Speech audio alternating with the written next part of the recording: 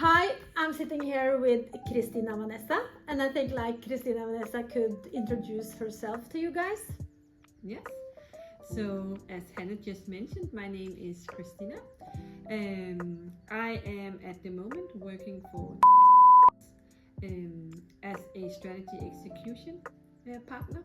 I have been in the consultant business for many years and worked together with Hannah. And now Hannah has this great idea and are trying to enlighten me on a new topic. So that is what we have been talking about today. So what is the great idea, Kristina?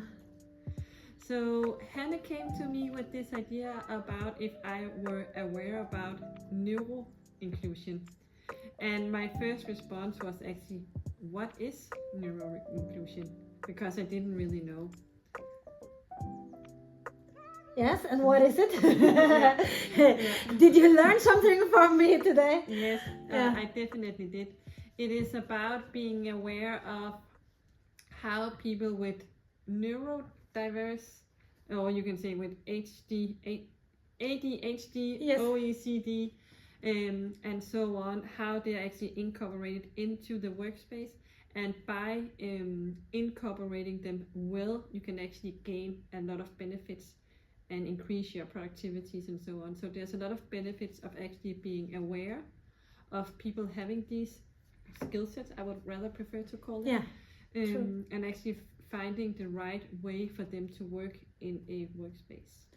It's funny to say ADHD, right, in English. I always say ADHD in Norwegian. That's cool. And then you say ADHD. It doesn't sound really well when you're not a native English. No. So I'm Norwegian, and Kristina, you are Danish. Yeah. So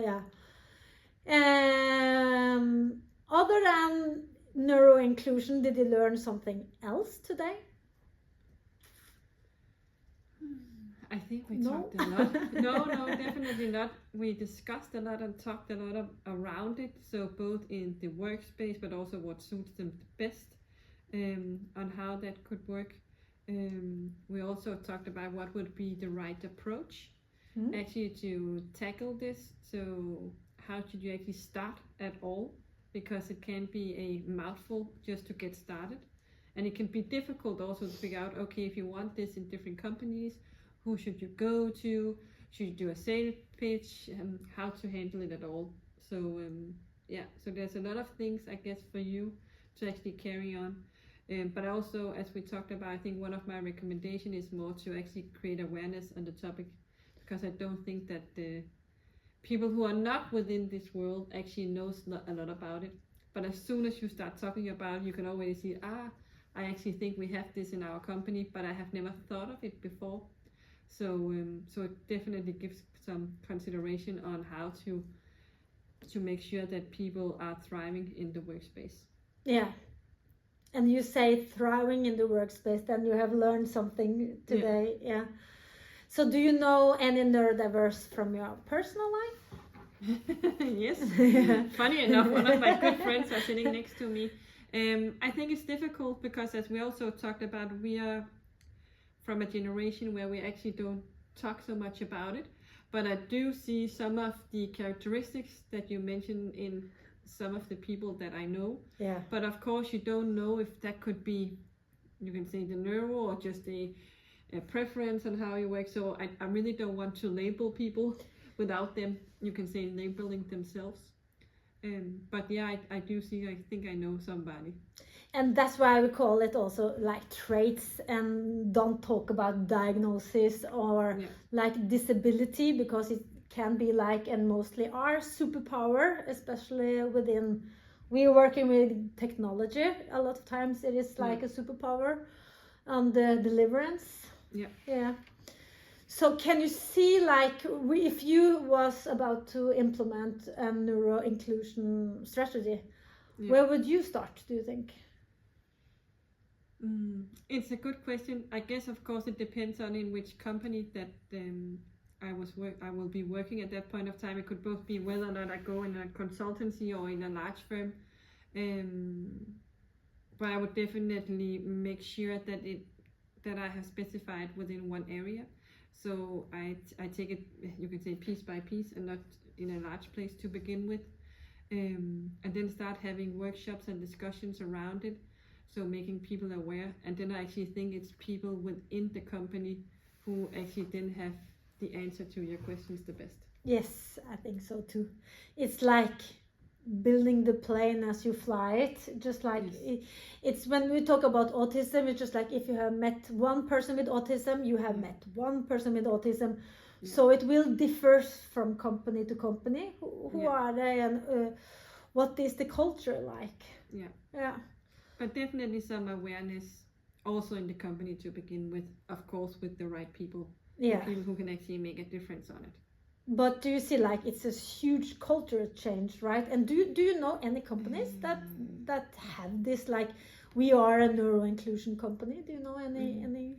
I didn't know of any. I remember you said Microsoft. Yeah. So I know that at least Microsoft is working with it.